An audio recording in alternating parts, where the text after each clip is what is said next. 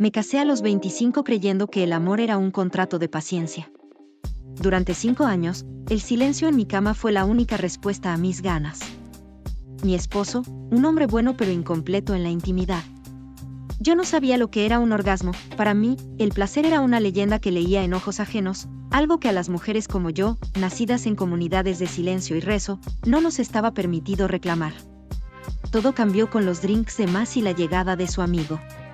Ese hombre hablaba de las mujeres como si fueran instrumentos que él sabía afinar. Mientras él describía el temblor de una piel bajo sus dedos, sentí una mechita encendiéndose en mi vientre, un calor que nunca había sentido por el hombre que juró protegerme. Mi esposo, en lugar de celos, mostró curiosidad. Una curiosidad enferma que terminó con los 3 en la misma habitación. Esa noche, mientras mi esposo terminaba su parte en un suspiro antes de empezar, el amigo me tomó con una fuerza que me hizo sentir pequeña y, por primera vez, viva.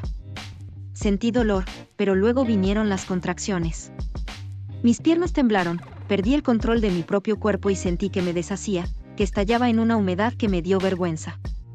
No sabía que acababa de nacer la mujer que realmente soy. Los encuentros siguieron. Mi esposo se convirtió en el espectador, aceptando ser cornudo con tal de mirar el fuego que él no podía encender. A veces intentaba participar, logrando terminar adentro en un esfuerzo desesperado por reclamar su territorio. Pero ahora, el silencio de mi cama ha sido reemplazado por el grito de mi conciencia. Tengo 3 meses de embarazo. Llevo en mi vientre una vida que no tiene dueño claro. ¿Es el hijo de mi esposo? ¿O es el hijo del hombre que me despertó el alma a cambio de mi lealtad? Senté a mi esposo frente a mí. Sentía el aire pesado, cargado de una verdad que yo no me atrevía a soltar y que él, sospechosamente, no quería escuchar. Antes de que yo pudiera sugerir una prueba de ADN o mencionar mis dudas, él me tomó las manos. Con una mirada que mezclaba súplica y una voluntad férrea, me dijo que no quería pruebas. Para él, sin lugar a dudas, ese hijo era suyo. Entendí entonces que a él no le importaba la biología, sino el rol. Estaba tan desesperado por ser papá, por llenar el vacío de su propia impotencia, que estaba dispuesto a adoptar una sangre que probablemente no era la suya con tal de mantener el teatro de nuestra familia perfecta. Luego hablé con él, con el amigo. Esperaba un conflicto, quizás un reclamo de paternidad o una huida cobarde. Pero su respuesta fue más fría: para mí todo está bien así. Él no quería ser padre, no quería la responsabilidad ni el compromiso. Estaba conforme con haber sido el instrumento de mi placer y, quizás, el arquitecto involuntario de mi embarazo, siempre y cuando pudiera seguir siendo el invitado que se retira antes de que el niño llore. Me quedé sola en medio de ellos dos. Mi esposo vive una mentira por necesidad, el amigo vive una verdad por comodidad. Y yo cargo con la certeza física de que este hijo es el fruto de una noche en la que mi cuerpo despertó a costa de mi matrimonio. Ahora, cuando camino por mi comunidad, todos me felicitan. Ven a una mujer de 30 años que por fin cumplió su deber. No saben que este bebé es el sello de un pacto de silencio entre 3 personas que prefieren la sombra a la claridad. Mi hijo crecerá con un padre que lo ama por desesperación y un tío que lo mira con el secreto de su origen escondido en la sonrisa. Soy la arquitecta de una familia construida sobre cimientos de arena, y mi única salida es aprender a vivir con el peso de esta verdad que nadie más quiere cargar.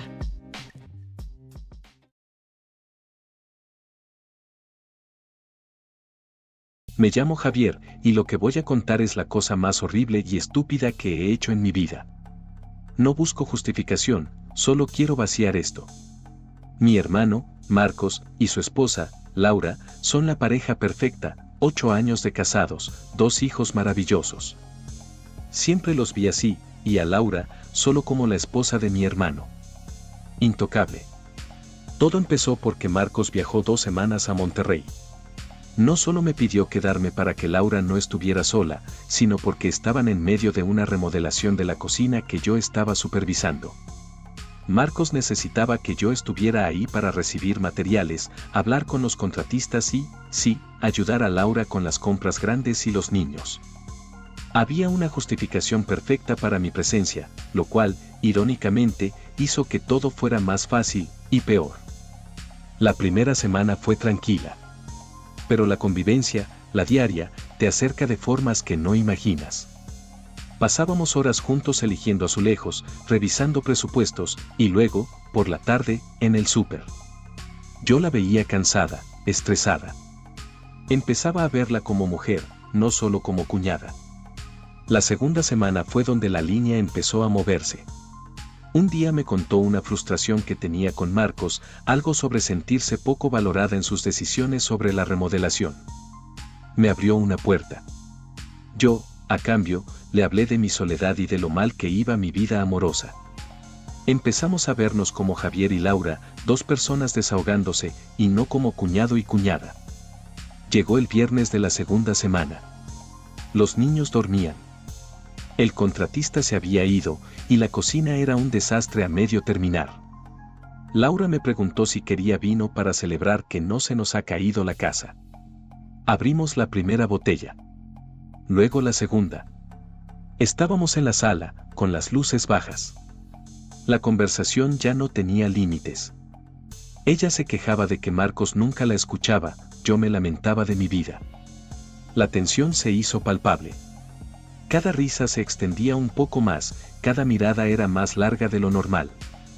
Y sentía que nos acercaba a un precipicio. El alcohol me estaba quemando la garganta y, al mismo tiempo, me estaba haciendo estúpido.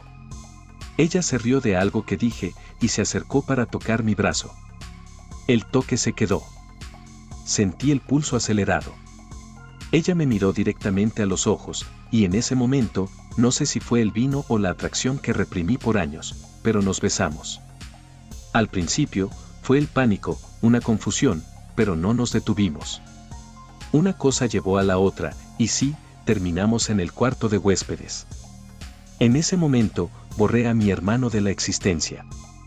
Fui completamente egoísta. Cuando desperté, solo vi el reloj, 4:30 de la mañana. En ese silencio, mi corazón martilleaba. El remordimiento me golpeó, no como resaca, sino como terror. Me vestí en silencio y salí de la casa sin dejar rastro, como un ladrón, sintiendo asco de mí mismo. Desde entonces, Laura me manda mensajes sobre las cuentas pendientes con el contratista, sobre la lista de la compra, actúa como si esa noche hubiera sido una noche de cine normal. Su negación es mi infierno. Ella lo borró, yo lo revivo cada hora. Marcos aterriza mañana por la tarde. Ya compré mi boleto para irme de la ciudad. No puedo mirarlo. No puedo recibir su abrazo de gracias por cuidar a mi familia y la cocina. Mi estómago está hecho un nudo constante. Sé que si se lo digo, destruyo su matrimonio, nuestra hermandad y la vida de mis sobrinos. Si me callo, me convierto en un cáncer silencioso en mi propia familia. La única certeza que tengo es que no puedo vivir con este secreto.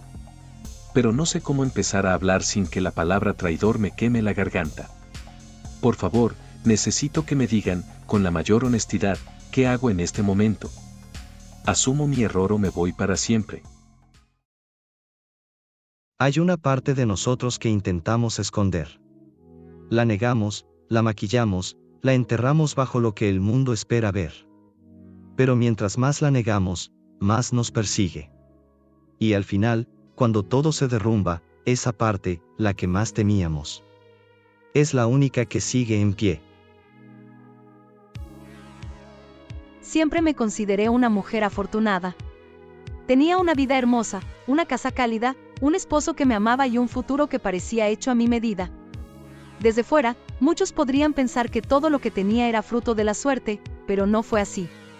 Nada en mi vida fue fácil. Cada paso lo di con esfuerzo, con disciplina y con la firme idea de nunca volver atrás. Mi esposo era el compañero perfecto.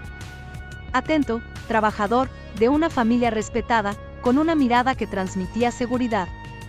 Nos entendíamos sin palabras, soñábamos con lo mismo, una familia, estabilidad, crecer juntos. A su lado sentía que todo era posible, que finalmente había encontrado el equilibrio entre el amor y la tranquilidad. Lo amaba, sinceramente. Y quizás por eso, nadie podría imaginar el secreto que escondía. Un secreto que amenazaba con destruir todo lo que habíamos construido juntos. Muchos me miran hoy y creen que siempre tuve suerte. Que nací en la comodidad, entre lujos y sonrisas. pero si supieran lo que tuve que hacer para llegar hasta aquí, tal vez no me juzgarían tan rápido. Nunca pertenecí realmente al mundo de mi esposo. Él venía de una familia tradicional, de esas en las que el apellido abre puertas, y el dinero lo soluciona todo. Yo, en cambio, crecí sabiendo que si quería algo, tenía que ganármelo con mis propias manos. Nos conocimos en la universidad, una de las más prestigiosas y costosas del país. Para muchos, estar allí era un privilegio, para mí, era una lucha diaria. No tenía familia rica que me sostuviera, ni nadie que pagara mis estudios. Cada matrícula, cada libro, cada semestre, fue una batalla silenciosa que libré sola. Fue en ese mundo de apariencias donde entendí algo. La belleza podía abrir puertas que el esfuerzo no alcanzaba. Comencé ofreciendo compañía, cenas, sonrisas ensayadas. Pero pronto comprendí que los hombres que buscaban mi compañía querían algo más. No fue fácil aceptar lo que hacía, pero la necesidad y el miedo a volver a la pobreza fueron más fuertes. Así pagué mi universidad. Y aunque me prometí que sería solo por un tiempo, la vida tiene su manera retorcida de atarte a lo que una vez te salvó. Siempre me acostumbré a luchar sola. Desde niña entendí que nada llega gratis y que la vida no perdona la debilidad. Nací en un hogar humilde, donde el dinero apenas alcanzaba para comer, pero donde los valores se respiraban con cada palabra de mis padres. Quizá por eso crecí con esa hambre de salir adelante, con esa necesidad de demostrar que era capaz de más. En la universidad, mientras otros disfrutaban su juventud, yo trabajaba, estudiaba y buscaba la forma de pagar mis cuentas. Mi esposo nunca supo los pormenores, hablo de mi trabajo como mujer de compañía. Él sabía de dónde venía. Nunca se lo oculté.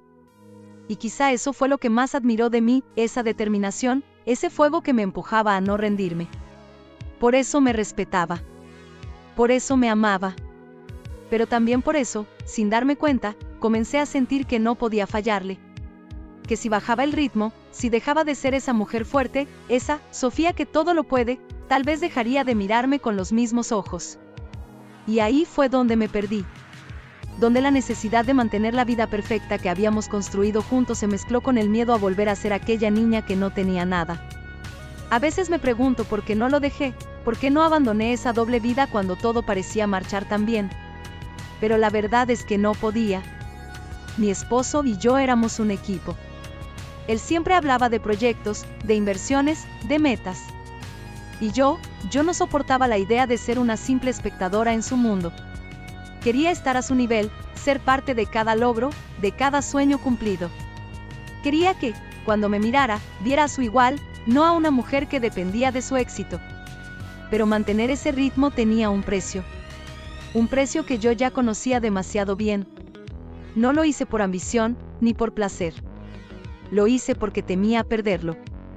Porque sentía que si dejaba de aportar, si no estaba a la altura, el amor que habíamos construido se desmoronaría como una casa hecha de cristal.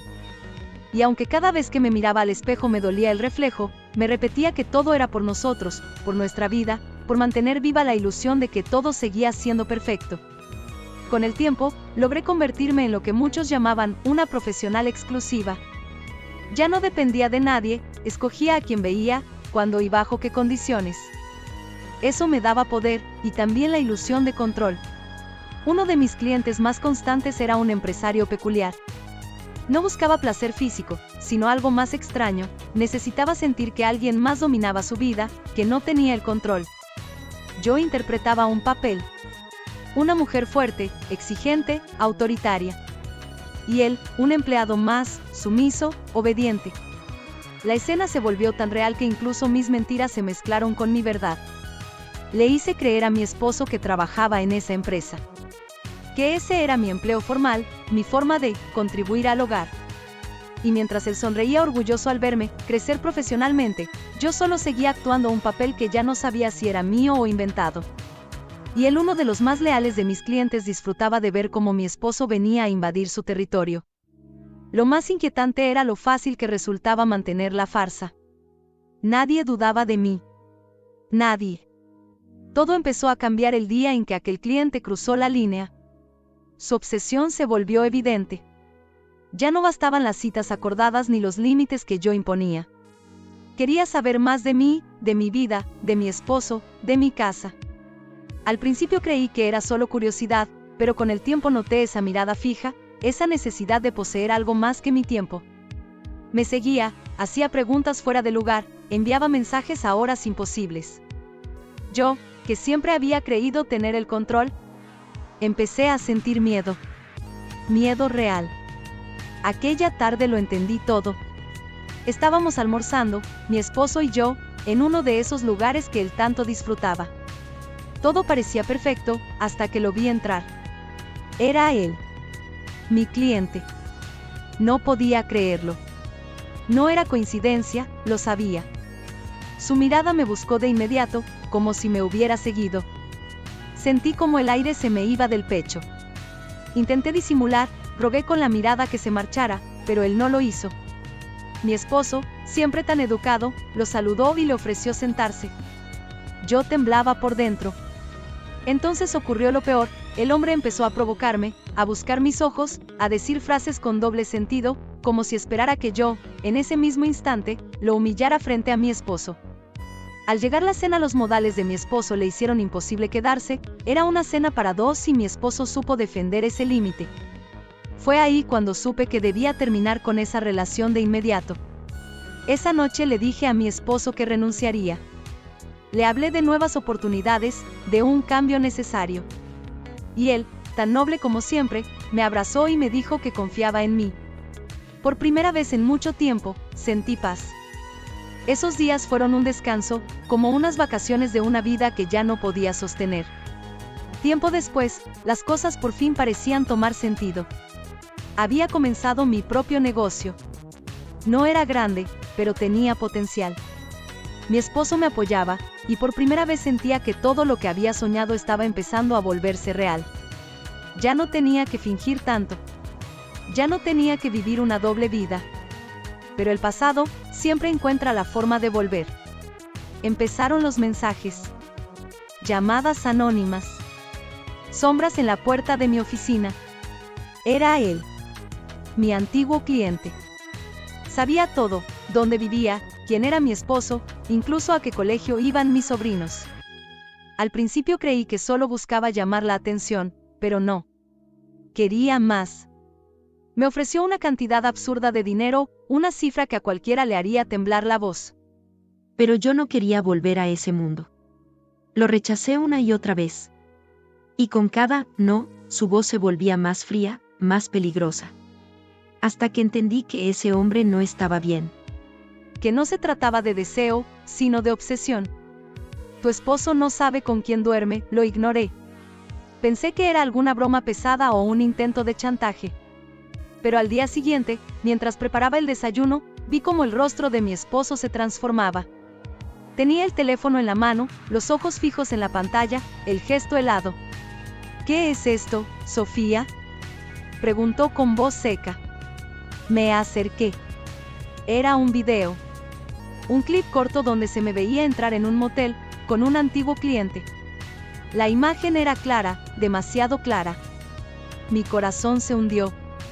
Entendí de inmediato lo que había pasado. Él no gritó. No lanzó el teléfono ni rompió nada. Solo me miró, con esa mezcla de incredulidad y dolor. No digas nada, susurró. No quiero escucharte. Tomó sus llaves, su abrigo, y se fue sin mirar atrás. El sonido de la puerta al cerrarse fue como una sentencia.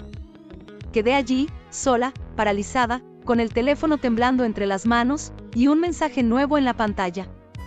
Te dije que eras mía. La separación fue inevitable. No hubo gritos, ni discusiones eternas. Solo el silencio de dos personas que ya no se reconocían. Él se marchó con la dignidad de quien no quiere saber la verdad completa. Y yo, me quedé con la ruina. Mi empresa, esa que había levantado con tanto esfuerzo, se derrumbó en cuestión de días. Los clientes se fueron, los socios desaparecieron.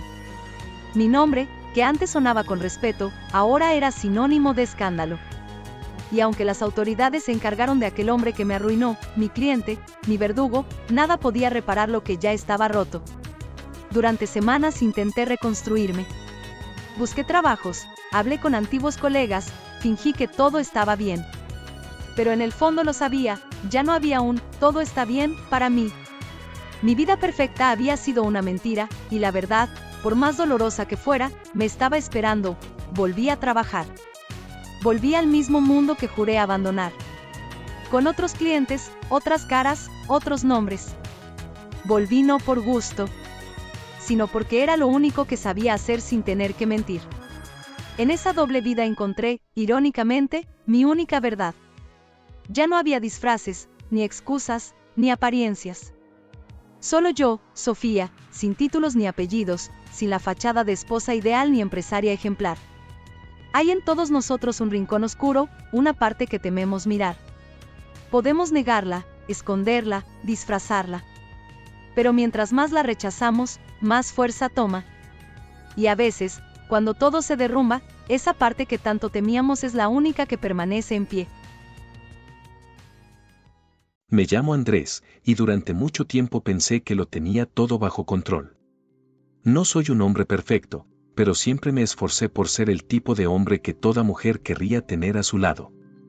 Me iba bien en el trabajo, cuidaba mi cuerpo, iba al gimnasio casi todos los días, y creía firmemente que el éxito no servía de nada si no podías compartirlo con alguien especial.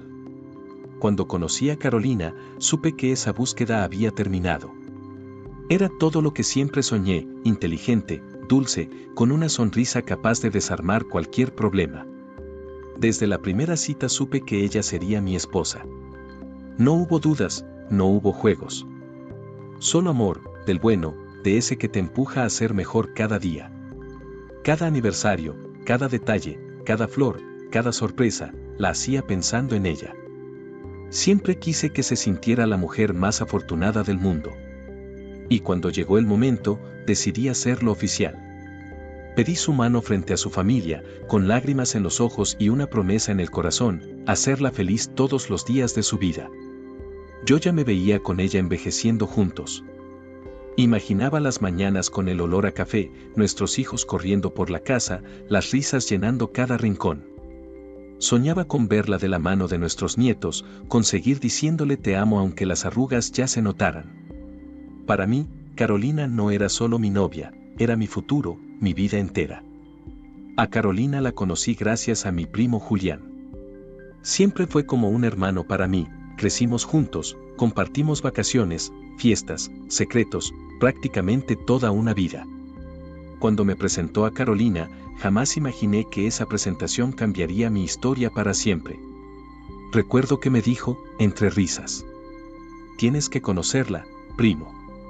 Es el tipo de mujer que puede volver loco a cualquiera. Y no se equivocó. Desde ese día, Carolina y yo no nos separamos. Julián fue testigo de todo, de nuestras primeras salidas, de cómo nos enamoramos y hasta de los planes de boda. Incluso fue uno de mis padrinos. Yo confiaba en él como en nadie. Llegó el gran día. La boda fue como un sueño. Todo salió perfecto, tal y como Carolina lo había planeado. El salón estaba lleno de flores blancas, las luces cálidas reflejaban la felicidad en cada rostro, y la música sonaba suave mientras la gente reía, brindaba, bailaba. Yo solo podía verla a ella, radiante, hermosa, caminando hacia mí. Era el momento más feliz de mi vida. Cuando dijo sí, acepto, sentí que todo el esfuerzo, todo el amor, todo lo que había hecho valía la pena. El resto de la noche fue una celebración interminable. Amigos, familia, brindis, abrazos, todos hablaban de lo perfectos que éramos juntos. Y yo, ingenuamente, lo creí. La boda estaba siendo perfecta. Carolina no dejaba de sonreír, los invitados disfrutaban, y todo parecía fluir tal como lo habíamos soñado. Yo me sentía pleno, como si la vida finalmente me estuviera recompensando por tanto esfuerzo. Cada detalle había salido impecable, la música, la comida, el ambiente. Todo, faltaba poco para el último brindis, cuando uno de los organizadores se me acercó apresurado. Al parecer, había un problema con el servicio de bebidas en el backstage, algo con las botellas que no llegaban a la barra. No era gran cosa, pero como siempre me ha gustado que todo salga bien, decidí ir personalmente a revisar. El pasillo detrás del salón estaba en penumbra. La música de la fiesta sonaba lejana, amortiguada por las paredes. Recuerdo que empujé una puerta sin pensar, buscando al encargado, y en ese momento el mundo se me vino abajo. Allí estaban Carolina y Julián, mi esposa y mi primo. No tuve tiempo ni de procesarlo, la escena era clara, brutal, imposible de malinterpretar. El vestido blanco, el traje desabotonado, las manos temblorosas al intentar separarse. No hicieron falta palabras. Por un segundo creí que mi cuerpo iba a colapsar. El corazón me latía con una fuerza que dolía. El ruido de la fiesta seguía sonando detrás, como si nada pasara, como si mi vida no acabara de romperse en 1000 pedazos. Con los ojos llenos de lágrimas le pedí el auto a mi mejor amigo. No dije nada. No hubiera podido, aunque quisiera. Sentía la garganta cerrada, como si una piedra me aplastara el pecho. Solo tomé las llaves, salí por la puerta lateral y dejé atrás la música, las luces, las risas, mi boda. Conduje durante horas. No sabía hacia dónde iba. Solo necesitaba alejarme. A cada kilómetro, la rabia y la tristeza se mezclaban. ¿Qué había hecho mal? ¿Por qué justo hoy?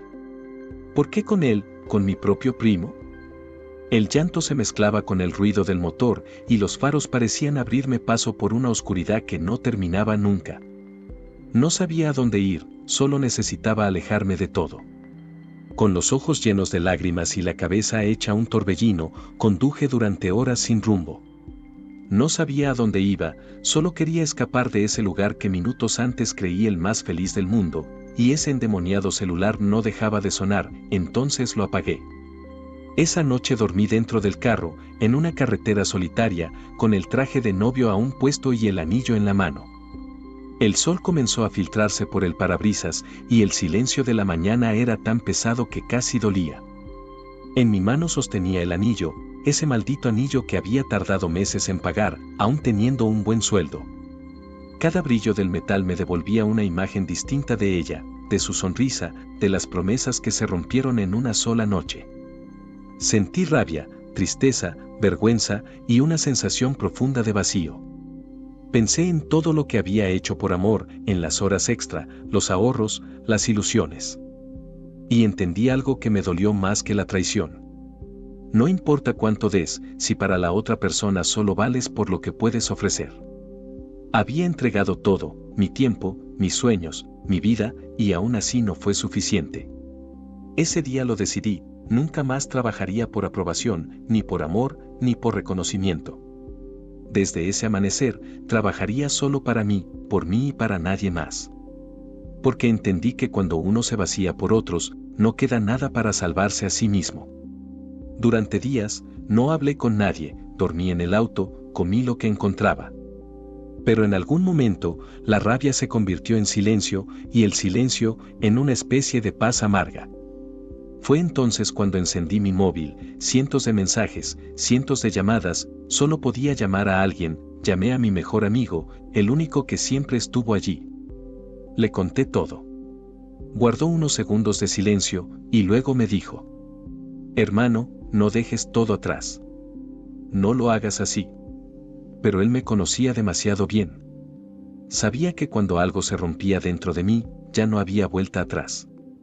Solo le pedí ayuda para cerrar ese capítulo, para hacerlo legal. No quería pelear, no quería venganza. Le dije a mi abogado que le dejara todo, la casa, el carro, los muebles. Solo necesitaba unos pocos pesos para sobrevivir unos meses. Ella podía quedarse con el todo, yo solo quería recuperar mi libertad. Y la obtuve cuando envié el documento de divorcio firmado vía correspondencia. Esperaba que la firma de Carolina fuese difícil, pero con esa firma tendría todo por lo que yo había trabajado y así supe cuánto valía. Mi amigo insistió en verme una última vez antes de irme. Nos encontramos en un café de carretera, y allí me habló de unos contactos que tenía cruzando la frontera. Gente que podía ayudarme a empezar de nuevo. Lo miré a los ojos, le di las gracias, y supe que ese sería mi último adiós. Me dejó su auto como último gesto de amistad. En una gasolinera, antes de seguir el viaje, hice algo que ni yo mismo comprendí del todo. Saqué mi anillo de bodas, lo observé por un momento y se lo ofrecí al encargado. ¿Cuánto me da por esto?, le pregunté. El hombre dudó, pero terminó llenándome el tanque completo. Cuando el combustible empezó a correr, sentí que algo dentro de mí también se vaciaba. Como si con cada gota se fuera el último resto de lo que alguna vez fui. Encendí el motor, miré por el espejo retrovisor y me prometí no volver a mirar atrás. Esa noche, con un tanque lleno y el corazón vacío, comencé una nueva vida. Después, crucé la frontera. No tenía un plan, ni dinero, ni rumbo. Solo una certeza: nadie iba a salvarme, nadie iba a reconstruirme, excepto yo. Gracias a los contactos que me brindó mi amigo, no comencé desde cero, pero dormí en lugares que nunca imaginé, trabajé más allá del cansancio. Pero cada amanecer, cada jornada sin dormir, cada golpe que la vida me daba, me forjó un poco más. Aprendí a no buscar reconocimiento, a no esperar amor de nadie. Entendí que cuando uno deja de buscar afuera, el mundo deja de tener poder sobre uno. Cambié mi cuerpo. Cambié mi mente. Y sobre todo, cambié mi espíritu. Ya no soy el hombre que daba todo por miedo a perder a alguien. Ahora doy solo a quien ha demostrado merecerlo. Aprendí que el verdadero amor no está en quien te promete quedarse, sino en quien se queda cuando no tiene por qué hacerlo. Los años pasaron y la vida siguió su curso. Mi amigo, el mismo que me tendió la mano cuando más lo necesité, tuvo su boda. Y, claro, fui. No podría dejarlo solo en este momento, no después de todo lo que hizo por mí. Así que volví al pueblo. El mismo lugar que dejé aquella noche, con el alma rota y la mirada perdida. Pero esta vez regreso distinto. Camino con la cabeza en alto, con una paz que antes no conocía. Mi voz suena más grave, más firme, y mi mirada ya no tiembla. Soy el mismo hombre, sí, pero también soy otro. La gente me reconocía, aunque les tomaba unos segundos. Hay algo en mí que ya no pertenece a ese pasado. Quizás sea la calma, quizás sea la fuerza que solo se encuentra cuando uno toca fondo y logra salir. Nunca imaginé que volvería a verla. Pero ahí estaba Carolina, parada frente a la casa de mis padres. Había escuchado que había regresado para la boda de mi amigo, y no perdió tiempo. Apenas bajé del auto, la vi venir. Su rostro ya no era el mismo, había algo de cansancio, de culpa, pero sus ojos seguían intentando lo de siempre: convencer, seducir, manipular. Andrés, por favor, déjame explicarte, me dijo, con la voz temblando. Seguí caminando sin mirarla. No sentía odio, ni rencor. Sentía nada. Y esa nada pesaba más que cualquier dolor. Ella me alcanzó y se puso frente a mí. No fue lo que tú crees, insistió. Por favor, déjame contarte la verdad. Sonreí apenas. Carolina, no me importa.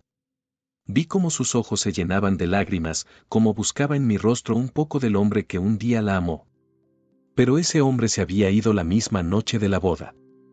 Yo te amaba, te juro que te amaba, dijo, rompiendo en llanto. Y en un intento desesperado, se desabotonó la blusa. Mírame, Andrés. Me necesitas, lo sé. La miré por última vez. Y no vi deseo, ni belleza. Vi lo que antes no podía ver, una mujer vacía, que solo sabía pedir, que solo sabía consumir. Carolina, le dije con calma, tú y yo ya no estamos en el mismo lugar. Entré a la casa y cerré la puerta detrás de mí. Del otro lado, sus sollozos se apagaron poco a poco. Y por primera vez en mucho tiempo, supe que no volvería a mirar atrás. Hoy, solo me importo yo. Mi paz. Mi trabajo. Y los pocos que han demostrado estar siempre. Los demás solo fueron ruido.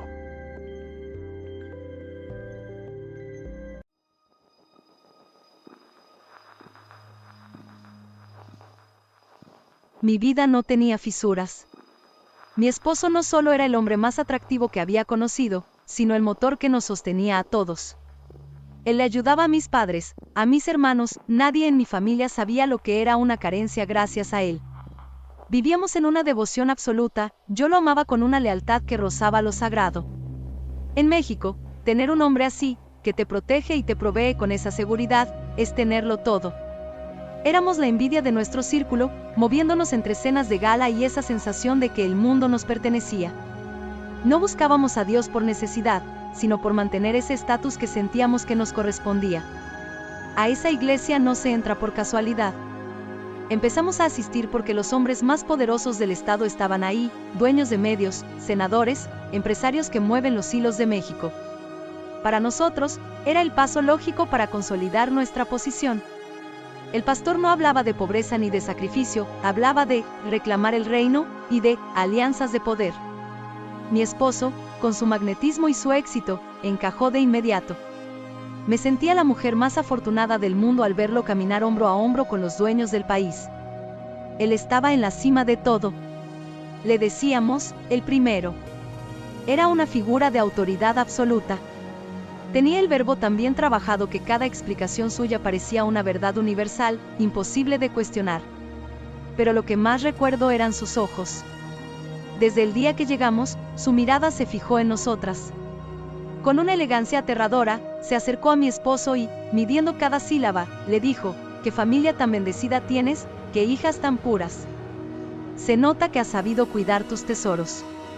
En ese momento lo tomé como un cumplido, como la validación del hombre que más respetaba. Todo estaba tan organizado que daba paz. La iglesia nos dividía para fortalecernos. A nosotras, las esposas, nos daban cátedra sobre la abnegación, sobre cómo ser el soporte silencioso del marido y cómo blindar a nuestros hijos del mundo exterior. Nos enseñaban que nuestra mayor virtud era la obediencia. Mientras tanto, a los jóvenes los llevaban a sus propias enseñanzas de vida pura. Yo veía a mis hijas irse con sus Biblias, felices, y sentía que estaba haciendo lo correcto. Era un sistema perfecto. Mientras yo aprendía a ser sumisa, mis hijas aprendían a no cuestionar la autoridad de los mayores. La fachada era tan brillante que no me dejaba ver la sombra que proyectaba. Mi esposo vivía en otra dimensión. Había niveles. Primero, las reuniones de perseverancia y valor familiar para todos los hombres maduros, donde les reforzaban la idea de ser los sacerdotes de su hogar. Pero luego venía el filtro. Solo los que tenían el apellido, el peso en la cuenta bancaria o el puesto en el gobierno pasaban a la siguiente puerta. Mi esposo era uno de ellos. Yo lo veía arreglarse con un brillo de ambición en los ojos que me asustaba y me atraía a la vez. Él iba a esas reuniones con los más adinerados de México, convencido de que estaba forjando el destino de nuestra familia.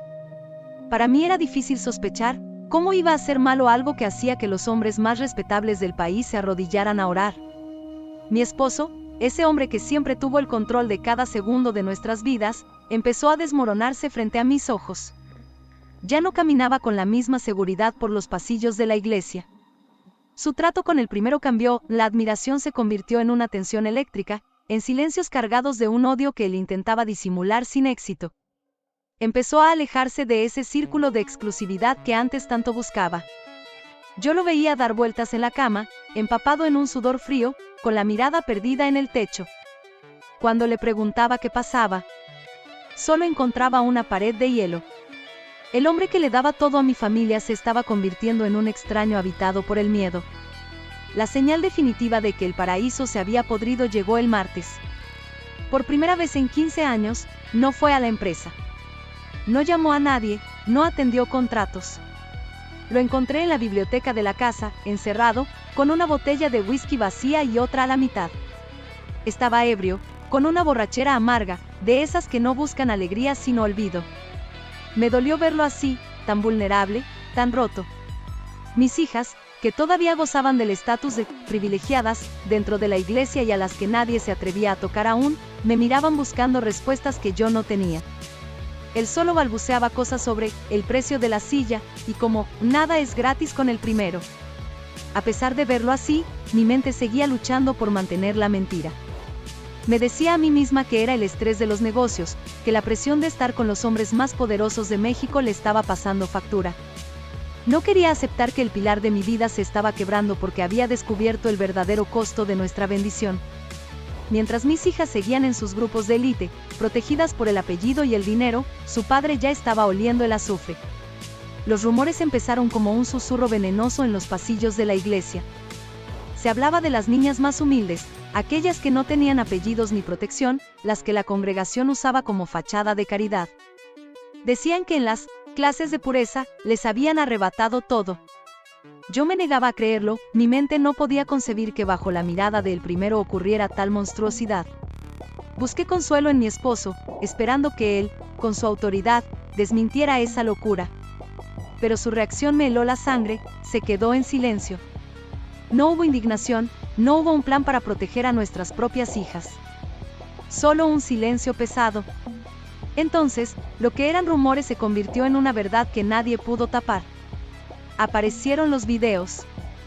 Eran grabaciones crudas, frías, de las violaciones. Esas niñas, las que nosotros veíamos los domingos, habían sido convertidas en mercancía y en evidencia. Al violador no se le veía el rostro, era una sombra. El escándalo sacudió los cimientos de México, pero dentro de mi casa, el terremoto fue peor. Mi esposo, al ver las noticias, entró en un estado errático que me aterraba. Ya no era solo el alcohol, era paranoia, como si la sombra del video estuviera persiguiéndolo a él también. Lo miraba caminar de un lado a otro, destrozando cosas, gritando por teléfono con voces que yo no reconocía. Sus ojos ya no tenían rastro del hombre del que me enamoré, eran los ojos de alguien que está viendo su propia tumba. El hecho de que ni siquiera abrazara a nuestras hijas para asegurarles que nada les pasaría fue la herida definitiva. Mientras las madres de las niñas humildes gritaban justicia, mi esposo se hundía en un terror que no podía explicar, era cínico. Ver a El Primero en los medios nacionales era como ver a un ángel indignado. Con esa voz impecable y ese verbo que hipnotizaba a México, aseguraba que en su congregación no había lugar para degenerados. Se mostraba firme, casi heroico, declarando que él mismo abriría las puertas de la iglesia para cualquier investigación. Caiga quien caiga, decía con una mirada de acero frente a los reporteros. Lo vi ofrecer su total cooperación a las autoridades para dar con los responsables, como si él no fuera el dueño de cada cámara oculta y de cada secreto guardado bajo llave. Su actuación era tan convincente que por un momento dudé de mis propios miedos, pero entonces miré a mi esposo. Mientras El Primero brillaba en la televisión, mi esposo se marchitaba en las sombras de nuestra casa. Ver esa entrevista no le dio paz, lo terminó de quebrar. Mientras el líder se lavaba las manos ante todo el país, mi esposo comenzó a actuar como un animal acorralado. Las autoridades, que eran los mismos políticos que asistían a nuestras cenas de élite, estaban investigando una estructura que ellos mismos ayudaron a construir. El chat de las mujeres de la iglesia, ese lugar donde antes compartíamos oraciones y consejos de crianza, se convirtió en mi ejecución. Apareció un video más. No era como los anteriores, esta vez la luz era clara, el ángulo era directo. No había sombras que lo protegieran. Vi la cara del violador. Era él. Era el hombre que yo veneraba, el padre que abrazaba a mis hijas cada noche, el esposo que me juraba protección. Lo vi sobre una niña que tenía la misma edad que las mías, con una frialdad que me arrancó el alma del cuerpo. El mundo no se detuvo, se hizo pedazos bajo mis pies. Él estaba ahí, cuando lo vi. Se puso pálido, empezó a tartamudear con una voz que ya no me inspiraba respeto, solo náuseas. Es una trampa, es un montaje del Primero para hundirme, tú me conoces. Decía mientras se acercaba. No lo dejé terminar. No sé de dónde saqué la fuerza, pero lo golpeé con todo el odio de una mujer traicionada, descargando cada golpe. Ya no veía al amor de mi vida, veía a una bestia, a un depredador que se había escondido detrás de mi matrimonio durante años. Tomé a mis hijas por los brazos y las saqué de la casa sin mirar atrás. Sus caras eran de terror absoluto, no entendían cómo su héroe se había convertido en un monstruo en un abrir y cerrar de ojos. El Primero seguía en las noticias, impune, moviendo los hilos, pero mi guerra ya no era contra él. Mi guerra era alejar a mis niñas de la sombra de ese hombre. Me refugié en el silencio, lejos de los apellidos y de la iglesia, con el sonido de los golpes que le di todavía vibrando en mis manos. Lo que me quedaba era el desgaste de saber que el hombre que le daba todo a mi familia, en realidad, nos había robado el alma a todos. Huir fue el primer instinto. Metí a mis hijas en el coche y nos alejamos de esa casa que ahora me olía a azufre. No me importaba el lujo, no me importaba la ropa, solo quería que el aire que respiraran mis niñas no estuviera contaminado por la presencia de ese hombre. ¿Cómo iba a seguir a su lado? No había perdón, no había duda, solo un asco profundo que me quemaba por dentro. Días después, el abogado revisó los folios, los registros de propiedad y las cuentas que yo creía que sostenían nuestra vida de élite. Señora, no hay nada que separar, me dijo con una lástima. Mi esposo, el gran empresario, el hombre que le daba todo a mi familia, ya no era dueño de nada. La empresa que él dirigía, las cuentas de ahorro estaban en cero, las inversiones se habían convertido en donaciones irrevocables, de las que él solo era el administrador. Él había entregado nuestro patrimonio a cambio de esa silla en las reuniones exclusivas. Tuve que verlo. No por amor, ni por odio, sino por la burocracia de la libertad. Fui a la cárcel solo para que firmara el divorcio. Cuando lo trajeron, no encontré al gigante que admiraba, vi a un animal pequeño, disminuido, con la piel pegada a los huesos y los ojos hundidos de quien ya no espera la luz. Parecía enfermo, consumido por su propia sombra. Decidí que no gastaría ni un gramo de mi energía en reclamarle nada, él ya no era un hombre para mí, era un trámite. Cuando intentó pedirme perdón con un sollozo que me dio náuseas, lo corté en seco, solo estoy aquí por los papeles. Se quedó callado, temblando, mientras el silencio de la celda nos envolvía. ¿Qué pasó con la empresa?, le pregunté con la voz gélida. Entonces, las palabras empezaron a salir de su boca como una hemorragia. Me contó que todo había sido una trampa diseñada con precisión quirúrgica. Lo llevaron a esas reuniones exclusivas donde el alcohol y las drogas eran el lubricante para actos asquerosos. Al principio solo miraba, decía con la mirada perdida en el suelo, pero las sustancias, la presión, terminé participando. Me confesó que lo grabaron en cada paso, en cada caída. Una vez que tuvieron el video, el chantaje fue absoluto, o entregaba las acciones, la empresa y cada peso que teníamos, o el mundo entero vería su rostro. Entendí que para la secta, mi esposo era un recurso agotable. Le quitaron todo hasta dejarlo en la calle, y cuando ya no le quedaba ni una sola inversión, llegó el escándalo de las niñas. La organización necesitaba un rostro para la ira del país, una cabeza que rodara para que la del primero siguiera en lo alto de los medios de comunicación. Como él ya no le servía, como ya no tenía dinero ni poder, lo lanzaron a los lobos. Fui yo el encargado de que el primero no cayera, balbuceó con la cara empapada en lágrimas. Él era el sacrificio perfecto, un hombre rico caído en desgracia que podía cargar con todos los pecados de la élite. Hoy doy gracias porque, a pesar de las cicatrices, todavía tengo a mis hijas conmigo. No se dejen vislumbrar por la posición social, ni por las fachadas de santidad, ni por esos círculos que prometen éxito a cambio de devoción. En este México de apariencias, el monstruo más peligroso no siempre usa máscara, a veces usa traje, tiene un verbo impecable y se sienta en las primeras filas de los templos. Cuiden a sus hijas con una sospecha feroz. No confíen ciegamente en nadie, sin importar cuánta autoridad parezca tener. Si hoy te sientes perdido, si la desesperación económica o el vacío te están empujando a buscar consuelo en una estructura que te pide obediencia absoluta, recuerda esto, nada es gratis. Las sectas y los círculos de poder no dan sin quitar. Unos pagan con su empresa, otros con sus ahorros, pero hay quienes terminan pagando con lo más valioso que tienen en la vida. Yo creí que estaba en la cima, protegida por un hombre exitoso y una fe inquebrantable. No vi que estaba en una jaula hasta que me quitaron la llave. Hoy empiezo de cero, sin dinero y sin el hombre que amé, pero con la verdad en la mano. La verdadera protección no está en un líder ni en un círculo de hombres poderosos, está en no permitir jamás que nadie se convierta en el dueño de tu destino. Con los años, el amor cambia. No desaparece, pero se transforma. Ya no había mensajes de madrugada ni cenas a la luz de las velas. Hay listas de supermercado, tareas del colegio, cuentas por pagar. A veces la veía mientras tomaba café en silencio, con la mirada perdida en la ventana. Y me preguntaba en qué momento dejamos de hablar con el corazón. Los niños ya no son niños, el trabajo me consumía. Y en la casa, el silencio era costumbre. Pero aún así, seguimos juntos. No por costumbre, sino por una promesa que alguna vez nos hicimos. La de no rendirnos, aunque el amor ya no se sentía igual, y la culpa. No siempre fui el hombre que soy ahora.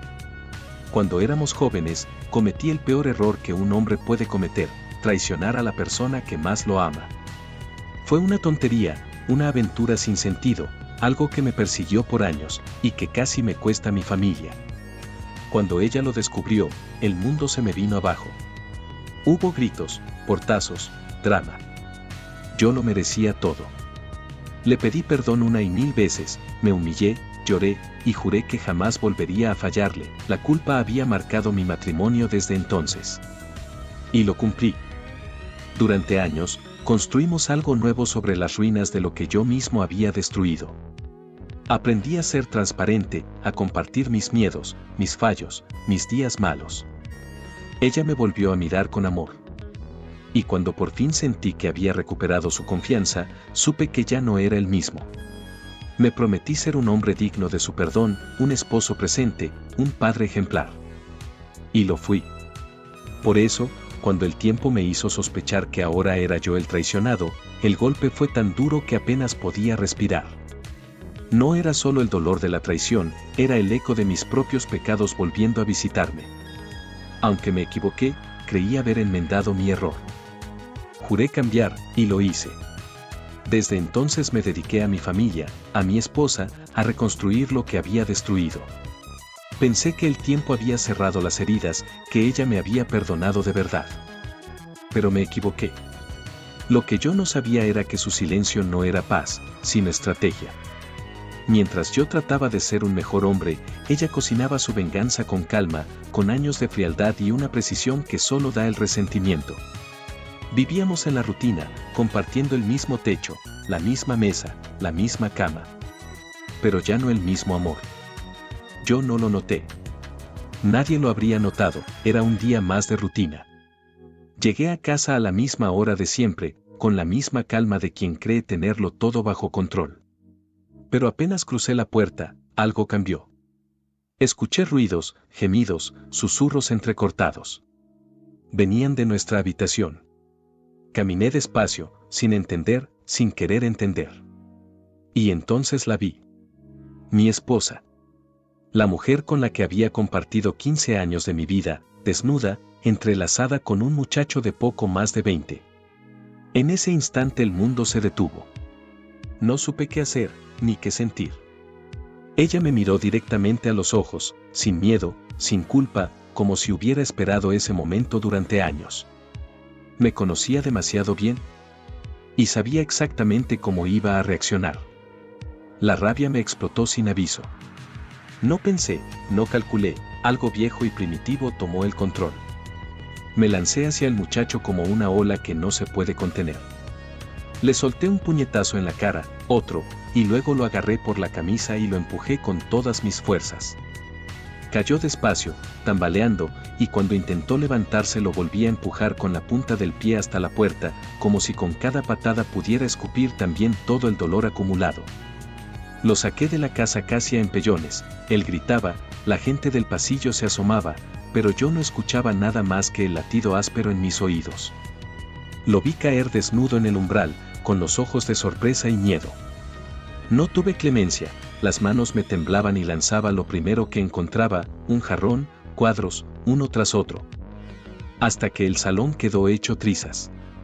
Los cristales crujieron bajo mis pies y el aire se llenó de polvo y de mi propia respiración agitada. Ella me miraba. No había arrepentimiento en su cara. Solo esa sonrisa fría que me quemaba por dentro, como una acusación calcada con paciencia durante años. Parecía alimentarse del desastre, provocándome con su calma. En un momento entendí que ya no había vuelta atrás, mi propia violencia, la suya como plan calculado, la casa rota, todo era una imagen que ningún perdón podría recomponer. Cuando la adrenalina aflojó, me quedé en medio del desastre, jadeando, con las manos ensangrentadas de rasguños y polvo. El ruido volvió a mí, pasos, voces, un teléfono que no dejaba de sonar. Sentí algo más profundo que la rabia, un vértigo frío en el pecho, la certeza de que había cruzado una línea irreparable. No recuerdo cómo salí de la casa. Caminé sin rumbo, con el ruido del portazo retumbando en mi cabeza. Dejé el auto tirado unas cuadras más allá y terminé en casa de mi amigo Ricardo. Me vio llegar, sudado, con los ojos rojos y sin una palabra. Solo me sirvió un trago y me dejó hablar cuando pude. Le conté lo justo, aunque ni yo mismo entendía lo que había hecho. Los días siguientes fueron un vacío. No volví al trabajo, mi jefe lo entendió totalmente, apenas comía y dormía en el sillón de Ricardo. Hasta que una mañana, 2 sobres llegaron al mismo tiempo.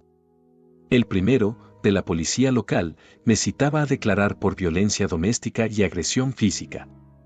El segundo, de un bufete de abogados, me notificaba que mi esposa había iniciado el proceso de divorcio, alegando conducta violenta, infidelidad pasada y daño moral.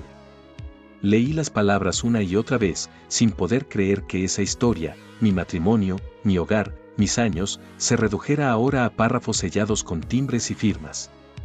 Todo lo que había sido amor, rutina, culpa y redención, ahora era solo un expediente.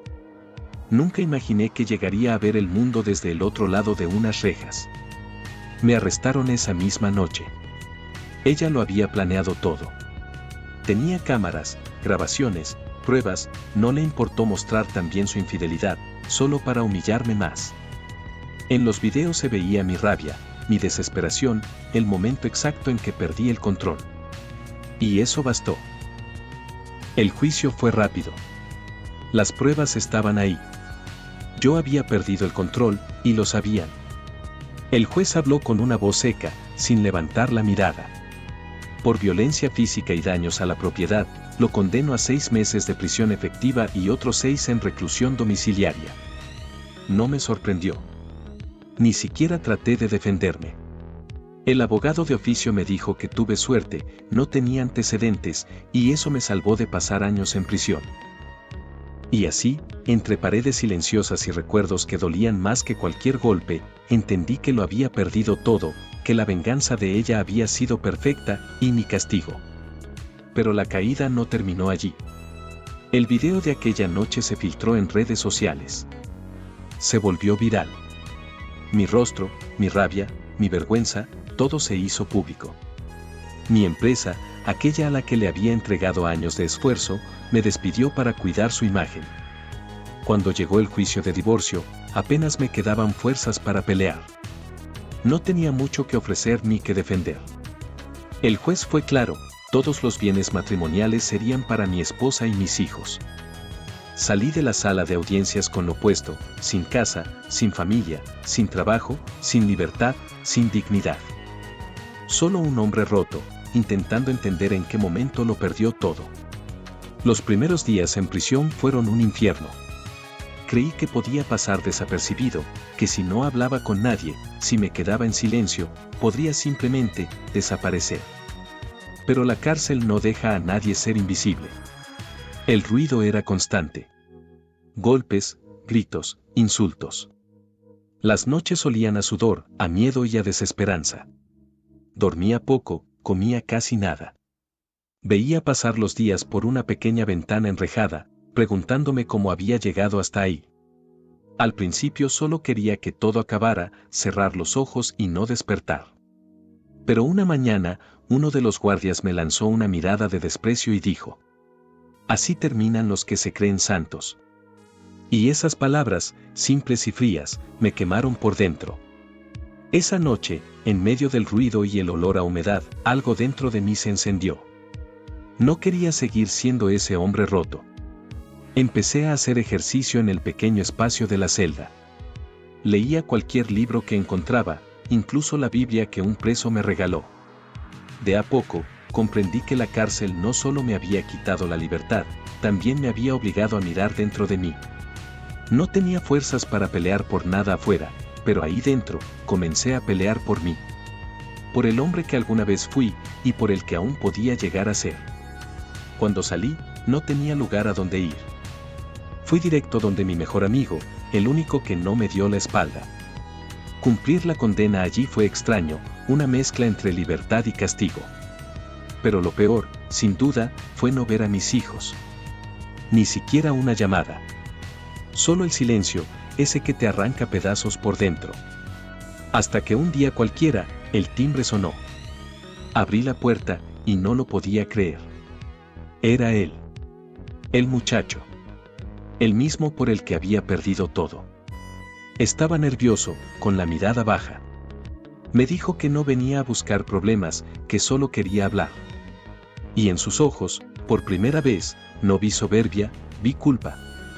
Me contó cómo perdió su trabajo, cómo sus amigos le dieron la espalda al saberse todo.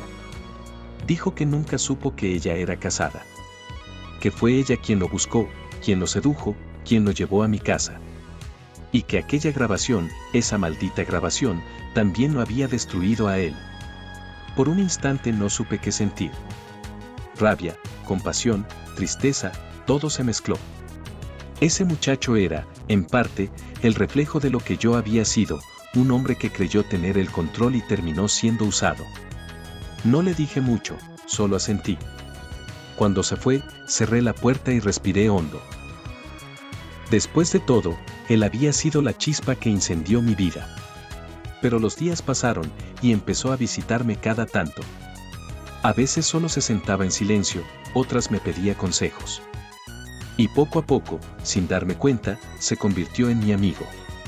Era curioso, brillante, con una mente rápida. Me hablaba de ideas, de proyectos, de cosas que yo ni entendía. Un día me dijo que quería abrir un canal en YouTube. No tenía equipo, ni plata, ni experiencia. Solo ganas. Y yo, que ya no tenía nada que perder, decidí ayudarlo. Con un viejo computador que mi amigo había dejado olvidado, empezamos. Él editaba, yo observaba. No entendía mucho de lo que hacía, pero lo admiraba. A veces grababa videos raros, sin rumbo.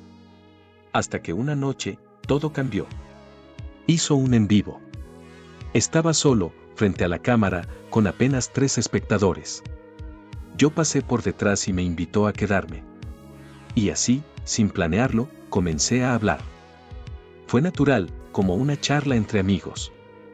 Él, su entusiasmo. Yo, mis cicatrices. Y de pronto, algo increíble ocurrió. La gente comenzó a entrar, a comentar, a quedarse. Y luego alguien escribió: ustedes son los del video. Los del escándalo. Nos quedamos mudos.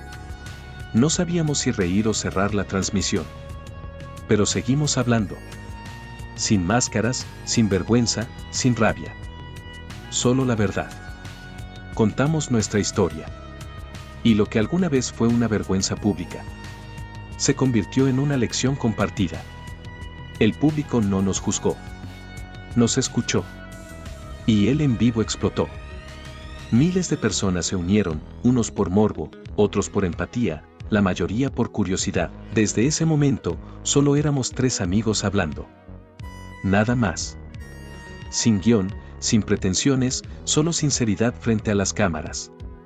No sabía que eso podía ser un negocio, ni me importaba. Lo hacía porque me hacía bien, porque me sentía libre al sacar todo lo que llevaba dentro. Hablar de mis errores, de mi dolor, de todo lo que había perdido.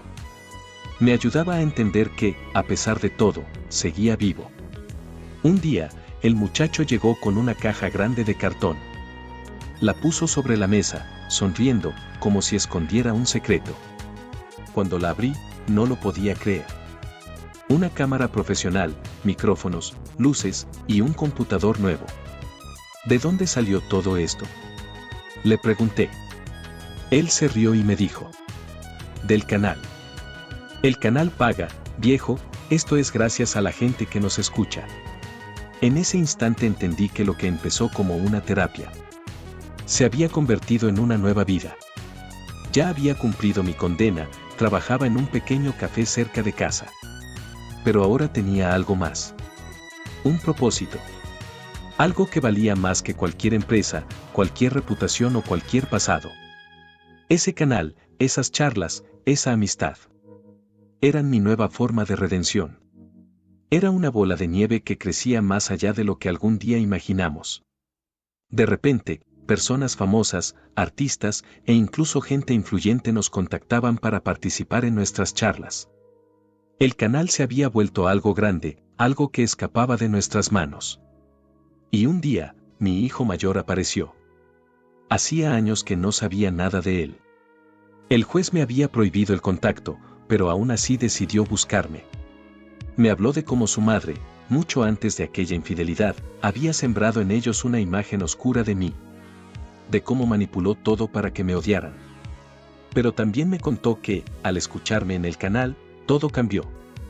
Que por primera vez habían visto al hombre detrás de la historia, al padre que también había sufrido.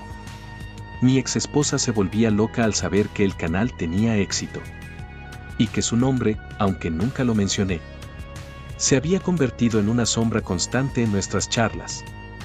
Ese día abracé a mi hijo y entendí que la vida, con todo su dolor, me había devuelto lo más importante: mi verdad y mi familia. Tiempo después, ella me buscó. Quería hablar, decía. Decía que la gente la señalaba, que su nombre estaba manchado por culpa mía. La miré, y por primera vez, no sentí rabia. Solo compasión. Le dije, no te preocupes, nadie habla de ti, solo de lo que hicimos con lo que nos pasó. Tú elegiste destruir, yo elegí reconstruirme. No dijo nada más. Solo bajó la mirada. Y entendí que ese era el verdadero final. Hoy, no siento rencor. A veces la vida te arranca lo que amas para enseñarte quién eres sin eso. Y cuando aprendes a levantarte solo, la soledad deja de ser castigo. Y se convierte en libertad. Gracias por escuchar mi historia. Si tú también estás pasando por un momento difícil, recuerda. No hay caída tan dura que no pueda empujarte hacia tu mejor versión. Cada historia deja una marca, y esta no es la excepción. Si te hizo sentir algo, dale like, comenta, suscríbete y comparte tu historia. Porque a veces, contarla, también sana.